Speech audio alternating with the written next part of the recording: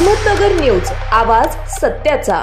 सध्या संपूर्ण राज्यात वादग्रस्त IAS अधिकारी पूजा खेडकर यांचे विविध कारनामे समोर आले असतानाच आता तर दिव्यांग प्रमाणपत्र मिळवण्यासाठी चक्क हॅकर्सचा वापर होत असल्याची धक्कादायक बाब समोर आली आहे। आणि विशेष म्हणजे अहमदनगर येथे हा प्रकार उघड झालाय। जिल्हा रुग्णालयातील कुठलीही तपासणी न करता शासनाच्या वेबसाईटवर रजिस्ट्रेशन करून 3 जणांनी अपंगाचं प्रमाणपत्र मिळवल्याचं समोर आलंय। याबाबत अधिक माहिती अशी की नगर जिल्हा रुग्णालयाने तपासणी केली नसतानाही 3 व्यक्तींना एप्रिल 2024 मध्ये शासनाच्या स्वावलंबन कार्ट या संकेतस्थळावरून दिव्यांग प्रमाणपत्रे वितरित झाली आहेत। यातील एकही व्यक्ती सदरच्या तारखांना जिल्हा रुग्णालयात तपासणीला आल्याची नोंद नसल्याचं समोर आलंय।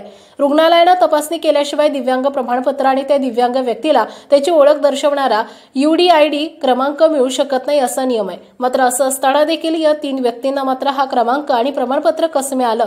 या 4ही व्यक्ती पाथर्डी तालुक्यातील अहमदनगरच्या सावली दिव्यांग संघटनेचे बाबासाहेब महापुरे यांनी तक्रार केल्यामुळे ही बाब उघडकीस आली आहे।